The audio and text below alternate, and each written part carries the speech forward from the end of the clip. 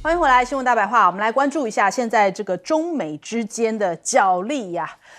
因为马上啊，这不到1个星期的时间哦，其实你看这个川普马上就要上任了，所以他的一些准局长啊、准部长啊，纷纷开始对于这个等于说中美关系开始有一些发言。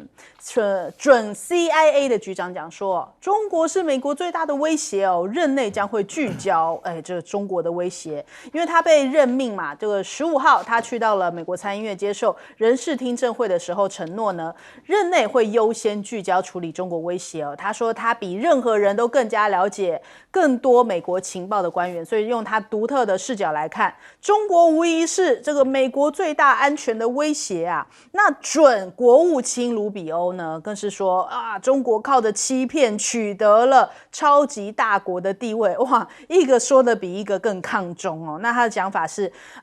中美呢必须要打交道，但是呢，中国不可以享受国际秩序的好处，却不承担责任义务哦。抨击中国是以欺骗的方式来取得超级大国的地位，讲得非常难听啊。那另外还有这个准美国国防部长，这其实他算是这个福斯的主持人啦，那他就是现在变成准国防部长了嘛。他说中国是美国最全面、最严峻的挑战哦。那未来会积极增强美国在印太地区的力量来遏制中国。所以哇，这个抗中牌全部都在这个就任之前全面打出来了。那再来我们看一下这个拜登呢临别的这个告别演说，他讲到了这科技战呢，美国才是引领 AI 的啊，不是中国大陆哦。但是呢，问题是你看到这些权威机构发布出来的一些专利榜啊，中国大陆他们现在取得的这个专利授权量的幅度是最大的，前20名当中只有这个2家，这个是大陆的企业，但是呢，它整个授权量的增幅是最高的哦。像是排名第5的是华为，排名第12的是面板大厂京东方。那专利授权的前10名里面，有8个国家专利数量是大幅上升，中国大陆的增幅是最大的，2023年增长了32%之多，但是美国跟台湾都是下滑的。那林毅夫也有提到了，他讲说中国大陆的经济规模预估在2030年到2035年的时候呢，经济规模就会超越美国，所以现在目前增长的速度也都是每年都是持续就是超越美国的这样一个状态哦。那再来2023年各国的 GDP 现在显示出来了，现在德国也超过了日本，中美的差距也是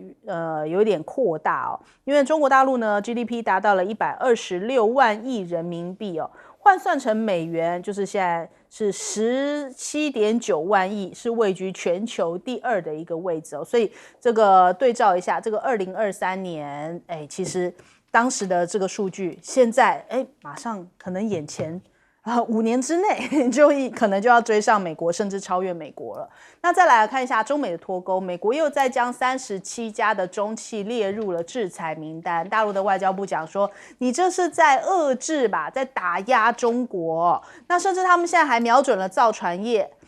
他们说这个是用一些什么不公正的手段吗？他们说这个拜登当局他们现在取得一个结论，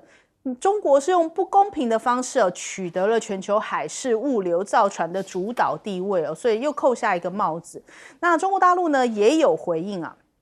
他们15号的时候，大陆商务部再度发布消息，就又增添了4家美国企业就是在不可靠实体清单当中。那所以这算是一个第一波的反击啊。所以你看，眼看着川普要上任这个中美之间的角力是越来越密集的，这样子你出招，我接招，我再回你一招那大陆的官媒现在也另一方面在释放讯号，哪怕这边你来我往，但是呢，他讲说没有中美合作，这个世界是万万不能的应该要以互惠的精神来推进但是呢，如果这个一方面跟你讲好话，你一方面还就是还要给我来这个施压的话，中国大陆现在也是会用强硬的方式来回击的。那现在有一个新的消息是出来了，密西根大学以国家安全为由，终止跟上海的交通大学的合作，这会是一个脱钩的进行式吗？一个序曲吗？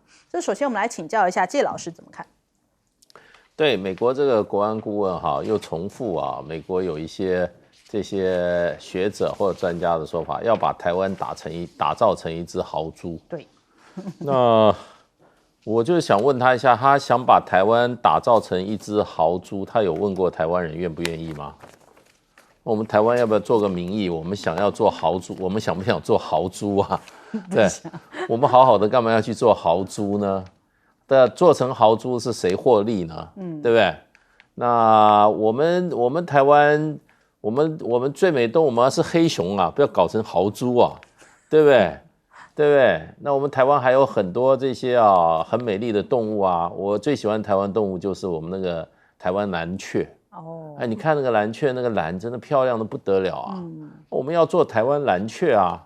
而且我们要做什么？怎么美国人帮我们决定呢？这是不是这个态度有一点点太不尊重台湾了吧？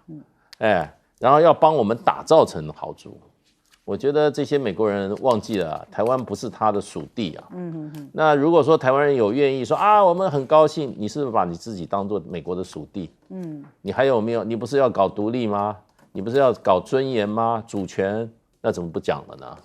所以我觉得这个美国人在这个美国的这些国内一天到晚讲台湾，我觉得我们的外交部都应该要出来要去声明一下啊，说哎，对不起，那个纳瓦尔兹先生，你要把台湾搞成豪猪，请你先问一下我们愿不愿意。哎，你如果是要把美国搞成豪猪，我没意见。可是你要把台湾搞成豪猪，我先告诉你没有这个权利。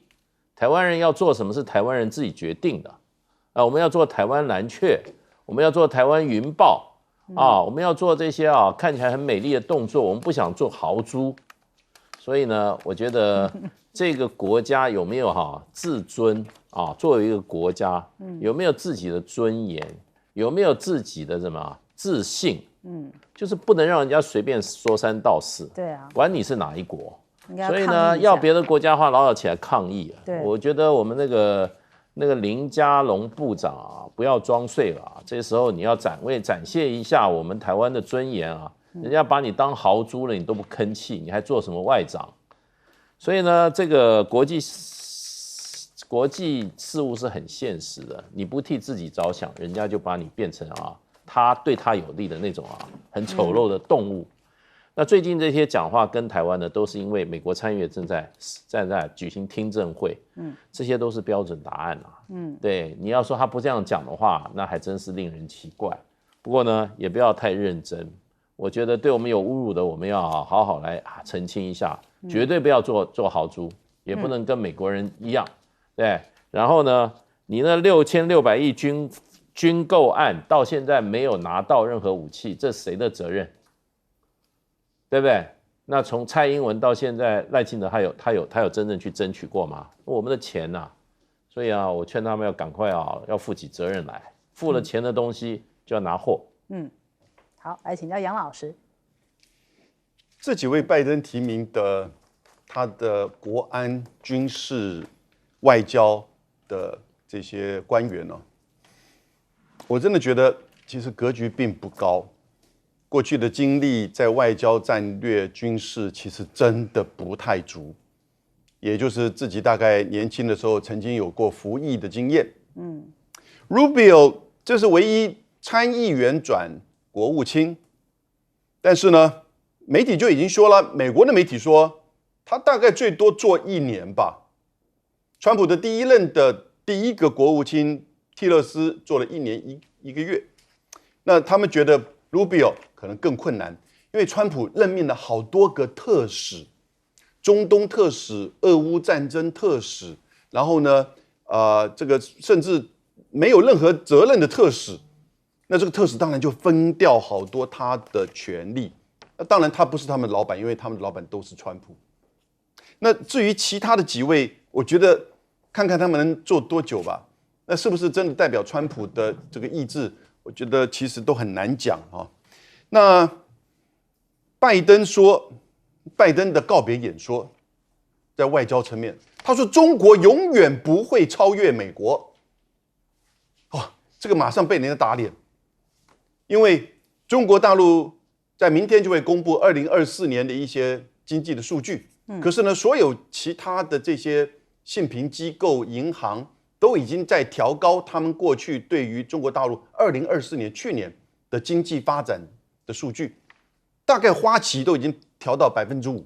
然后呢，渣打银行也调到5%，至于其他像是野村还有高盛4.8%，所以光是这些信评机构都已经把它提到，就是说中国大陆明年应该是5%。我们明天看中国大陆是不是真的能够保5%。我觉得去年应该没有问题，重点是今年。那今年我们先看去年他做了什么东西。你知道去年中国大陆进出口的数字出来了，它出口3.5兆美元，它进口2.5兆美元。各位，我们光看它进口这个2.5兆美元，就不得了的数字啊！可是它出口呢，3.5兆，那顺差多少？将近1兆美元。这个市场多大？这个制造业这个出口是多大的规模？然后我在讲它的汽车，涵盖能源车、电动车，就是这个所有的内燃机的所有的车子，各种车款。去年中国大陆整个出口641辆汽车，相较于4年前成长了6倍，6倍。所以呢，你就看到就是它这现在整个中国大陆的汽车的成长，那等比级数的增加，所以未来它的经济的成长，它的制造业的发展，我请问美国，就算是中国大陆4.5%好了，你几趴？10年之后这样一个差距，它会不会有机会追上美国呢？我觉得很快，而且很可能。好，来请教将军。我们从拜登讲的中国永远不会超越美国，在看的这次来讲所提名的，包括他从 CIA 到他的准国安顾问，到国防部长、国务卿等等这些人，所共同表现出来就是一副这准备鹰派对抗中国的这种态度，已经摆明得很清楚。那我觉得这反而凸显出美国陷入一种这种非常的焦虑跟不安的情形。因为美国他们奉行的就是修昔底德陷阱。所以修昔底德陷阱就是说，他绝对不允许第二个强权新的强权能够冒出来，他必须要在新的强权冒出来之前将它打压下去。所以我觉得中美两国在未来的时间一定是不管在各方面都会很强烈的竞争。那我们看一下中国有没有机会超越美国？为什么美国这些这个川普的这个所谓的团队里面会这么的焦虑？我们不管从军事上面、从经贸上面、从科技上面，甚至于从大国的国际外交上面，我们都看得出来。虽然说有些部分来讲的话，中国可能还落后于美国，可是有些部分来讲，很明显的已经超越了中国，尤其是在这个军事科技方面来讲的话，甚至于造船业来讲，已经遥遥领先美国，所以美国才会显得这么焦虑不安。那我们看到美国会采取什么手段？第一个，我们看到他利用乌克兰跟这个俄罗斯，他认为俄罗斯强大，他必须要把它打压下去，所以他是去挑弄乌克兰去打压，去跟这个俄罗斯开战，想要借这个机会将俄罗斯打压下去。那打到现在的结果，我们没有看到美国除了提供军火跟这个拱火之外，没有看到美国任何一个军人到这个战场上面。反而在最近来讲，当乌克兰战况陷于不利的时候，他这个逼着泽伦斯基要将征兵年龄降低到18岁以下。那大家看，在比对我们现在台湾，这个美国强迫我们说是要将我们打造成豪猪，是不是也有这种既视感？就逼着我们台湾去对抗中国，他不会自己来对抗中国，他要我们台湾这个站在第一线，当做马前卒来对抗中国。所以我可以预言，如果说是我们台湾自己这个民进党政府不硬起来的话，这个美国一定会强迫我们台湾要将我们打造成豪猪。第一个就是人要够嘛，那我们现在兵源很明显的不够。我甚至于预判说是，如果说是美国采取这种要将台湾打造成豪猪政策的话，他可能会叫我们台湾比照乌克兰一样，将这个士兵的役期这个从1年义务役的役期从1年提升到2年，甚至于2年提升到3年。因为我们现在的役男来讲的话，这个少子化越来越少，在这种状况之下，你就算是提供给我们再多的武器，提供我们再多的装备，但假如说我们人手不够，没办法操作来讲的话，你还是没办法达成豪猪的这个目标。所以我个人认为说是，这对我们台湾真的是大家要警惕，要警觉，是不是要如美国所愿，我们当一个豪猪？那当一个豪猪最最直接、最了当、最切身相关的，就是我们的一男一媳势必一定要从1年提升到2年，甚至于是3年。那试问一下，我们国人愿不愿意？好，我们先休息一下，广告之后马上回来。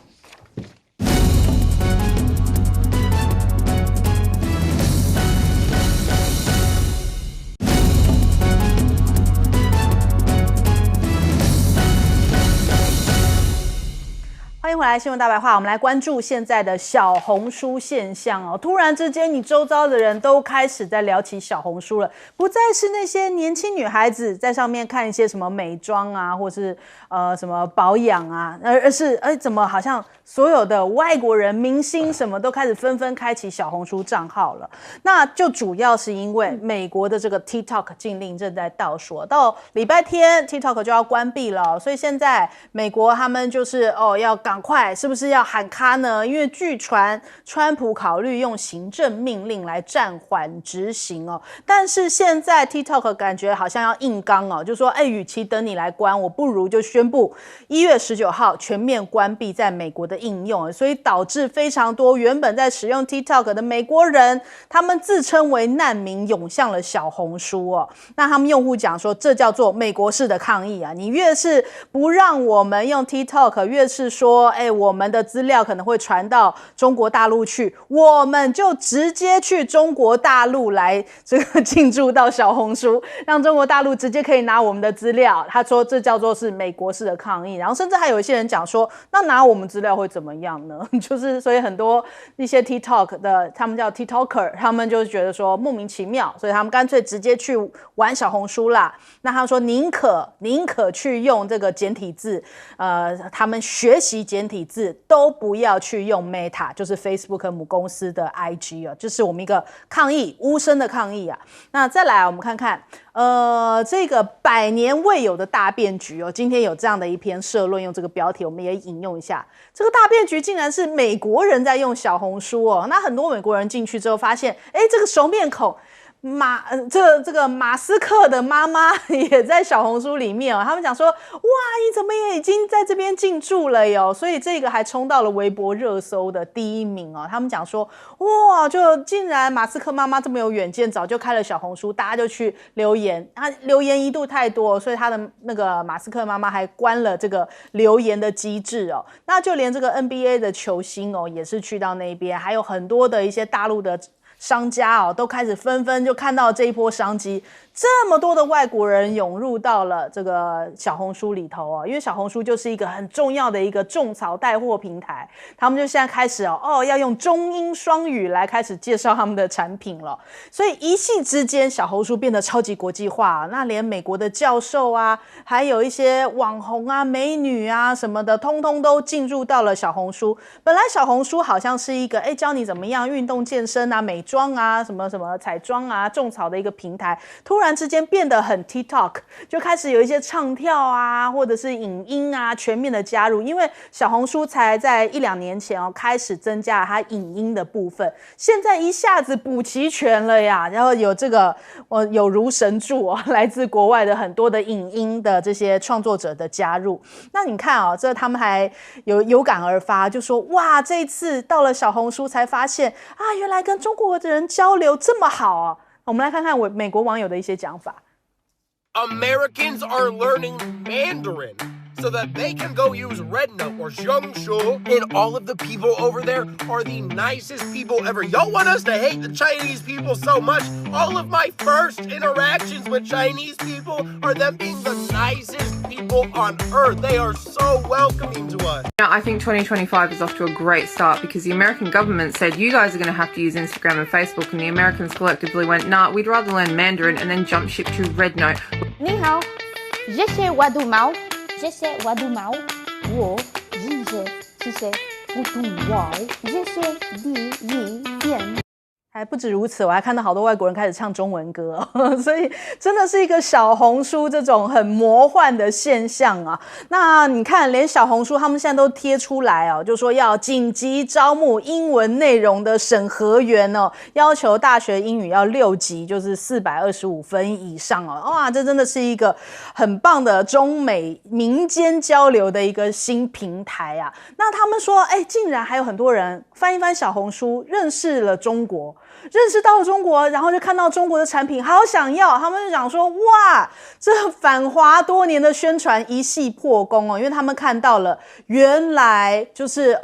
这个西方主流媒体告诉我们的很多事情都不是真的真相哦，然后反而是直接跟这个中国大陆的网友们互动啊，创造了这样子意想不到的交流平台。他们说这是一个历史性的时刻。还有呢，有人看到，哇，中国的电动车好棒哦，原来这么棒，美国不让我们买，是有别的原因吗？我们来看看。While lurking on Rednote, I found out about this car, and America is like free and fair trade for everyone. Capitalism. We can't sell this car because it's Chinese. They sell in pink. It's like $15,000, which is affordable. So affordable. Look at the inside. It has so many good features too. 对，还有好多人介绍它，还不止如此哦，还有仰望 U8、小米苏7啊，都很棒啊，就开始有这样的交流起来了。那你看哦，这个中国大陆就称为这叫做洋务运动哦，就是西洋方面呢领悟到了原来跟中国大陆的交流啊，但是呢，接下来他们的这种感受就是很难过，因为他们说哇，原来我们美国已经变成了第3世界国家，发现了华为手机也好棒哦，大陆的科技创新也好棒哦，强到可怕。但是美国已经摩拳擦掌，接下来好像也要来限制小红书咯。我们来先问一下介老师，我预测也是如此。美国下一步就是限制美国老百姓上小红书，小红书没有在美国发售啊，那一定会这样的，因为这个跟美国政客啊所宣传的中国形象、中国的这个现状啊差距太大。对，如果说不能够把小红书禁掉的话，那美国的政客在美国，尤其这个年轻人哈，所谓网络世代人来讲的话，更是一群骗子，因为他这个小红书啊，赤裸裸的拆穿了美国政客啊对中国撒下，对美国人就中国哈，对美国人民撒下的瞒天大谎。对，所以他们我觉得这些美国年轻人太兴奋了，发现一个新的大陆，所以我觉得大陆不必须去做什么事，就等着美国把小红书也禁掉。他是会 block， 他不让中国大陆美国的人上小红书，所以还要逼着他们也要翻墙了啊。美国人翻墙，逼着他要翻墙，因为美国这个国家本来就是很虚伪的，他讲的什么开放、民主、自由、包容。都是经不起考验。只要他们这个社会的这些核心的这些利益团体、政治团体的利益受到挑战的时候，他一定会出手。什么规则都不管。像 TikTok， 我们已经讲说，美国不是一个开放社会吗？对不对？他是什么都可以接受的，这是美国的，他们最主以为结果要把一个外国进来的一个这么受美国人欢迎的这个社交平台把它禁掉。这本身就是一个很讽刺的事情啊。那没想到他们要把这个中国社交平台封掉的时候，美国人年轻人网络时代又发现了小红书，对，发现了更多的事实。对，所以我觉得就是说，这个是美国，我觉得他就是说无法应对的，最后就是把它封掉。可是呢，我觉得就变成跟中国大陆开放这个免签进入大陆观光一样啊。你只要有其实，你有这个事实存在，有这个实体存在，必有其名，你一定会得到你该有的名声的。对，中国本身是富强，是这个好老百姓是安居乐业的啊，中国人民是友善的，然后中国大陆的科技是发达的，社会是不断进步的，这些是事实的话，那任何人他想要去掩盖，都只能一时的。所以有其实必得其名啊。那现在美国的时事就是说他不如人家，所以呢，他最后就是要靠什么？污蔑别人，然后呢封锁消息，然后呢制造一大堆谎言。可是掩饰得住吗？一个小红书就把美国的政客通通打脸，打到脸都打肿了。好，来请教杨老师。我觉得 TikTok 其实现在它的命运还是有很大的机会的哈。百折不挠的 TikTok， 我觉得它其实更加的国际化的机会还是存在的。那小红书一系翻红啊，对不起，真红了，这2个礼拜都很红啊，真的很红了。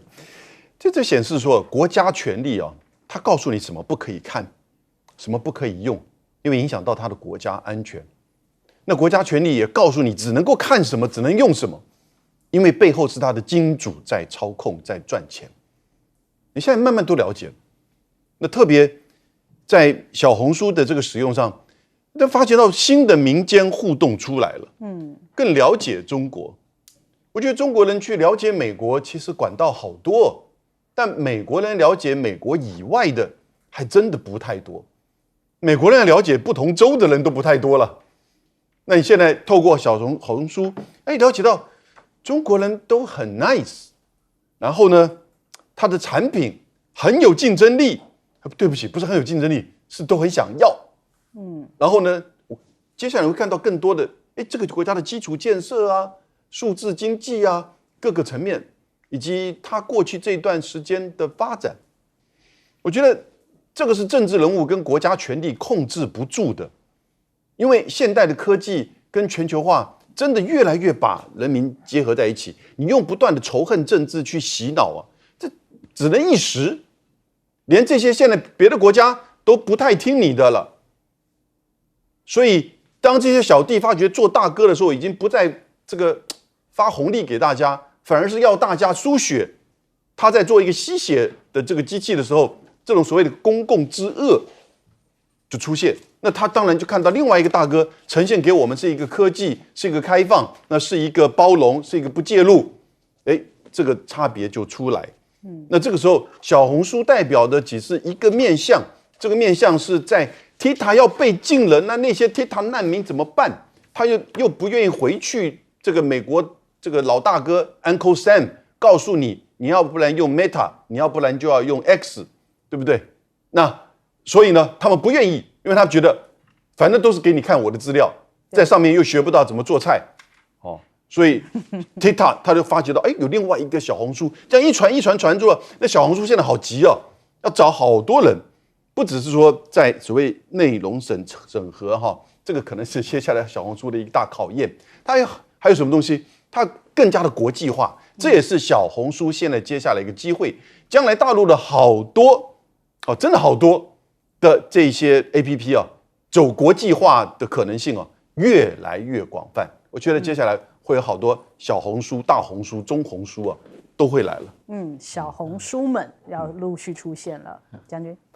我特别要说哈，一个国力的展现，除了说我们看到具体的，不管是在科技、军事还有经贸方面，其实最无形的力量就是文化的力量。那文化力量怎么样传播出去？我觉得就是靠这种小红书啊、TikTok 这种，才可以将这个文化力量传播出去。那文化事实上也是一个整体国力很重要的一个表现。比如说我们看到以前韩国来讲的话，那以前韩国刚开始不怎么样，但是它的影剧事业发达以后，那全世界包括我们台湾在内，大家都疯狂于韩国的这种电影或者是戏剧，这就是它文化力量的展现。那如果说是为什么小红书可以这个胜过 Meta 或者是 Facebook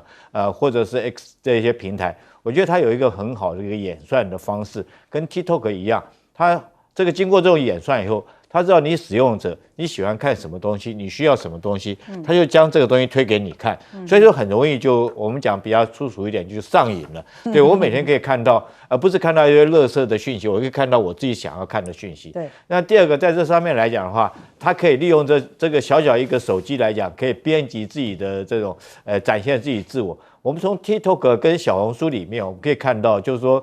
这个真的是高手在民间哈。我们里面可以看到，不管是跳舞的，像我这种年纪，有时候看年轻人跳舞，有人不怎么样，觉得那舞真的跳得真的好，有些歌声好，老人家唱的歌声也都非常的美妙，他有机会去展现他自己。所以我觉得小红书或者是 TikTok 迷人的地方在这边，但是很遗憾哈，强大像如美国，它居然号称一个言论自由的国家，居然容不下 TikTok。然后当然了，最早说是马斯克说是要购买，可是目前好像马斯克也没有这个真的是要出手购买 TikTok。那我觉得当小红书出来以后，我觉得可以促进中美两国民间的一个交流，让美国很多的民众他可以更了解中国到底什么样，是一个爱好和平，然后繁荣进步这个一个国家。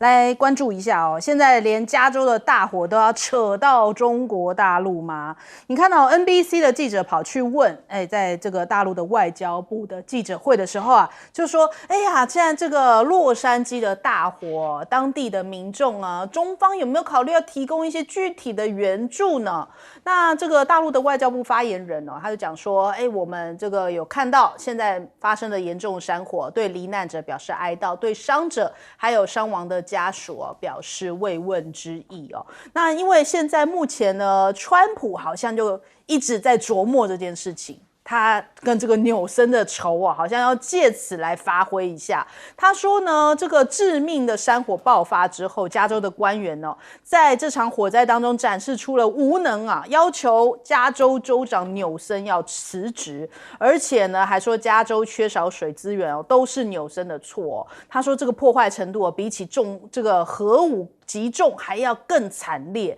那所以感觉好像要刻意放大这个纽森现在目前的这样的一个治理的状况啊。那为什么要针对纽森呢？除了他们本来就是死对头之外呢，这个纽森跟中国大陆关系其实挺好的。纽森好几回去到了中国大陆的访问那甚至呢在2023年的10月还在北京跟习近平有见面纽森就有赞扬说，中国发展取得非凡成就，而且承诺加州愿意做中国长期稳定强劲的合作伙伴但是这一回就是有一些美国媒体在讲说，好像没有看到大陆在帮纽森讲话啊，是不是刻意的就不发言啊，以免引火上身之类的。所以现在是不是显得这一场火烧成了中美之间的外交事件呢？好像刻意要碰瓷，或者是说要把中国大陆扯进这一场火当中吗？那再来我们看看，其实加州的确是这个华人在美国来说的话，华人占比最多的州，占全美华人总数的36%，而且中国大陆跟加州都有定期在举行一些交流啊，或是论坛像是2023年的这个经贸论坛就是在洛杉矶举行的。那还有呢，很多的加州的一些商界啊，他们也都有跟中国大陆有一些贸易的往来。中国大陆的市场呢是加州他们第一大的贸易伙伴所以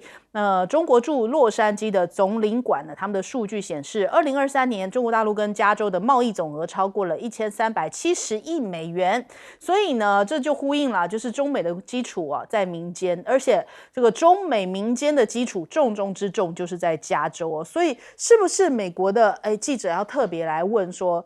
这边有这么多这个华人，那你中国没有一些表示吗？是不是有这样的一个好像有套路或者是刻意来问的这样的一个背景那他们还对比就说日本在这一回已经有捐了200万美元的山火的这种救援援助，那中国大陆你难道没有表示吗？好像现在都要变成一种刻意把中国大陆给扯进这一场火里头来那再来我们看看洛杉矶他们现在的确又遇到了一个飓风级的焚风导致现在火势蔓延速度又加速了。那短时间之内就烧毁了22.6公顷，快要接近一座大安森林公园的一个大小那我们来看看这个相关的一些画面就还有一些那种夫妻他们在拍影片，他们就说真的是求求上帝来救救我们的家。我们来听听看。Hey babe, I need you to come out here right now. We have a very big problem. What? Holy shit! Oh no! Babe, we gotta go. Oh my god. No! Spray the roof. Please, God, save us. Save our house. Please. Bye.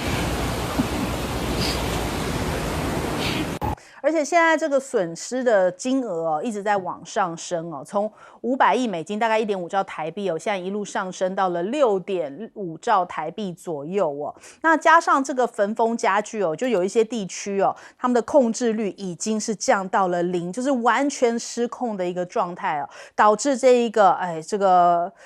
等于说灾祸的状况不断在上升当中。那到底肇事原因是什么？现在众说纷纭。那美国的联邦机构也启动了调查，他们就猜测可能是掉落的电线或者是蓄意纵火乱飞的烟火甚至是跨年的烟火或是之前灰烬燃烧的这种余烬又复燃所以现在很多原因大家都在找寻最终的这个到底是怎么样引发出这一场大火的这个罪魁祸首那这其实这个野火烧不停，也可能导致奥斯卡也要面临到被取消的状况这恐怕是97年来史上头一回这首先我们来请教一下大使怎么看？其实这一次的洛杉矶大火可能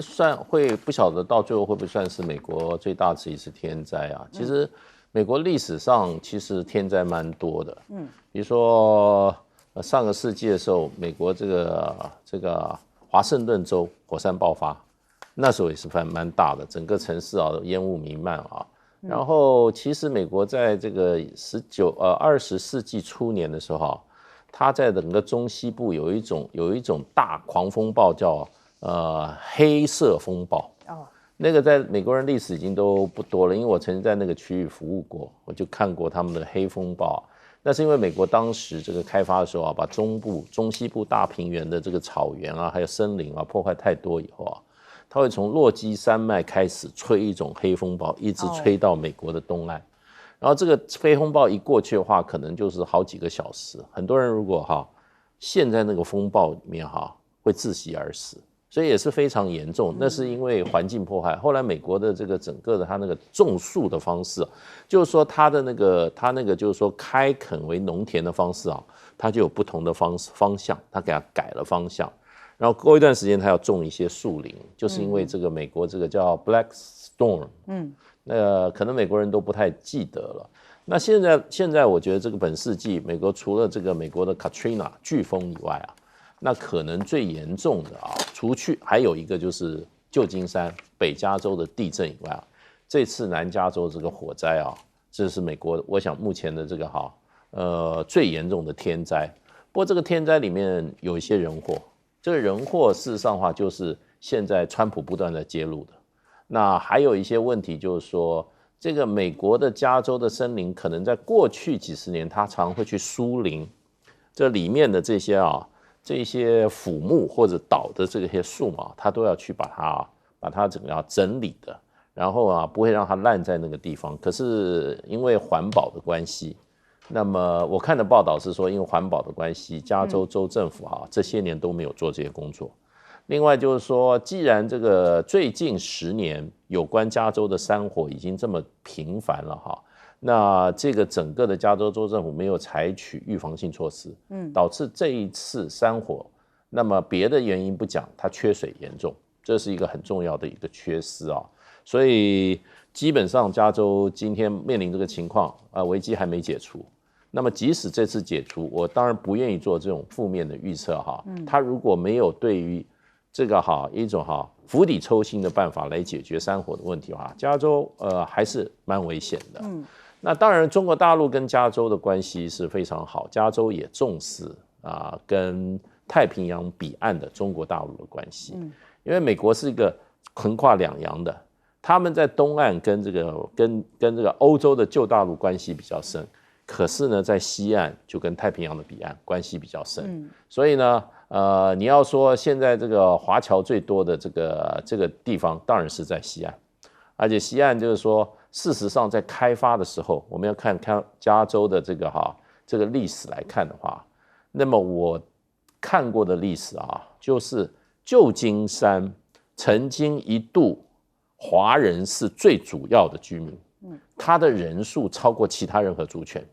那为什么呢？因为当时美国修铁路，那么从中国的这个沿岸省份招募了很多华工来帮他们修铁路。那所以在西岸的华侨社会呢，不只是有华工来了以后，后来很多知识分子甚至一些各方面的人士都到了美国。可是很不幸的，美国在80年代开始一个排华法案，而且就是因为中国人太有竞争力了，所以很多这个在加州在西岸的这些华人受到美国的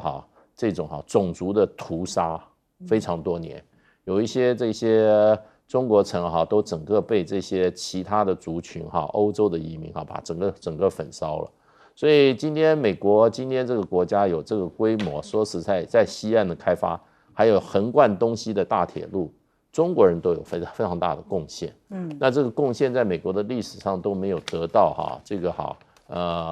怎么讲呢？正确的承认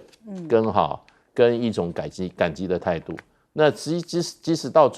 今天，加州的这个经济能够那么活络，加州成为这个美国最富裕的一州，那还是跟华人在这边这些把它跟大西洋彼岸这些带过来的关系建立起来的这个加州的这个国际这个整个的脉络是有贡献的。那当然中国大陆是不干涉他国内政，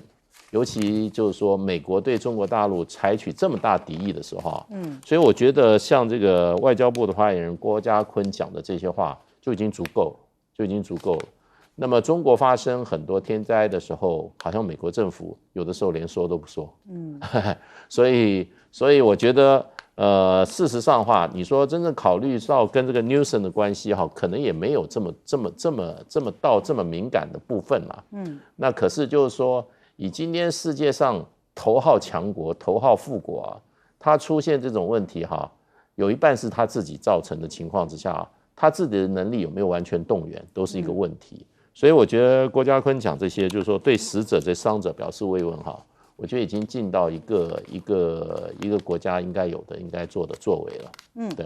好，来请教杨老师。美国的媒体真的在这一次的加州山火事件呢，也是各自站在自己的立场，然后呢，帮自己的老板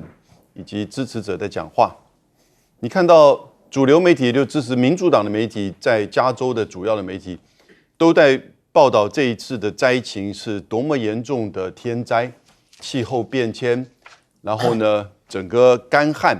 使得在整个救灾的过程当中消防员多么的努力，以及这些灾民如何去抢救他们的宠物狗，就变得画面好像是既悲伤又无奈又很温情。可是右翼的媒体福斯电视台就跟川普一样，不断的在骂，就是你加州州长，就是你洛杉矶的市长，人祸造成。所以这个已经更加显现美国在这一个天灾加人祸的加州山火，媒体各拥其主，然后呢不去做深刻的检讨，那政治人物当然就没什么压力要去做一个制度、法律或者是治理上的改变，因为这个改变会牵扯到既得利益的影响。1994年加州通过一个法律，水应该本来都是加州人民的，结果他允许私人去做投资水坝、蓄水池，拥有水权，过多的水还可以卖给政府，可事实上它只是在字面上而已，所以才会使得加州也同时发展农业，农业就要灌溉。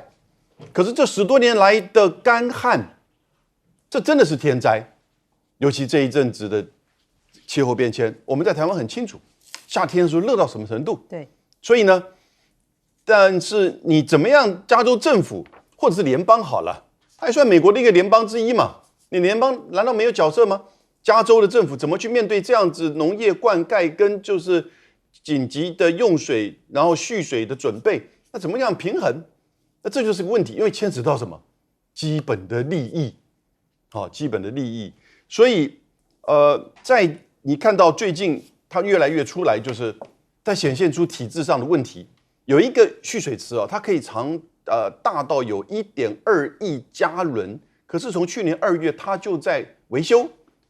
到现在没修好，而它就是最接近这一次最大的火灾区域的蓄水池，1.2亿加仑，你想想看。那因此我们现在看到，就有一些私人救火队，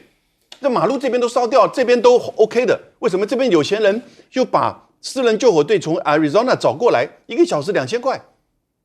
那你就看到贫富之间的差异。那可是你就不禁要问了：私人救火队可以救得了火，为什么政府救不了火？这不是治理的问题吗？好，来请教将军。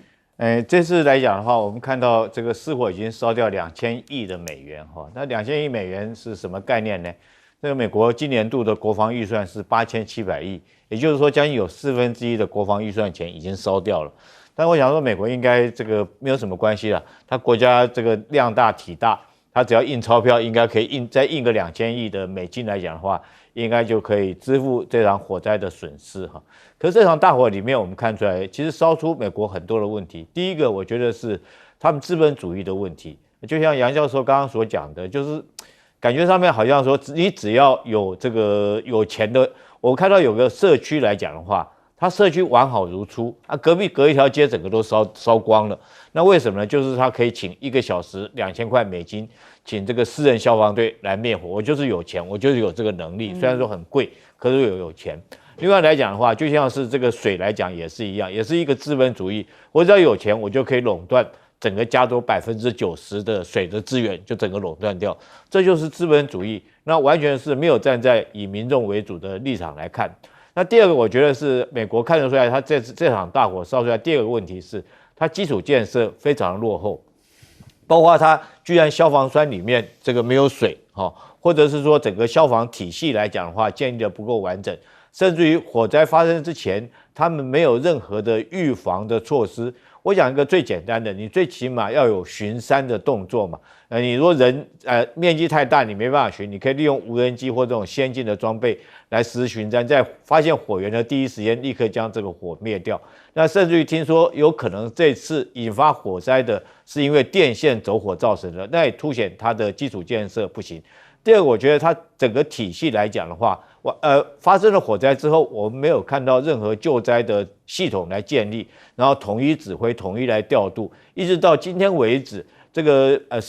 死亡的民众逐天在增加，这在一般的国家社会里面绝对是不可思议。你说第一时间可能会有人伤亡，但是随着时间久，应该更容易控制灾情，应该更容易知道火灾的发展的形势，然后将人员做有效的疏散。但是随着时间越久，我们发现伤亡的人数反而更多更加的增加，这代表美国整个救灾体系也出了问题。第三个，我觉得凸显出来的问题是美国自己党政的问题。到现在为止，如果说是发生在其他国家，会觉得不可思议。这民众已经我们讲水深火热这就明明就是火热了嘛。之前这个飓风来是水深，那现在是火热，民众已经陷于水深火热的状况之下。我们看到两党的政治人物，不管是川普、拜登，或者是州长，还在那边互相喷口水，而没看到一个统一一体的一个救灾的体系，或者提出什么具体救灾的方法，或者是安顿灾民的方法，完全没有。然后任凭这些灾民自己去这个租房子，然后这个房地产的这个租房子的这个房东来讲的话，利用这机会也大发一笔财，提高这个房租的价格。这是我们看到美国现在来讲的话，这次所烧出来的这几个问题。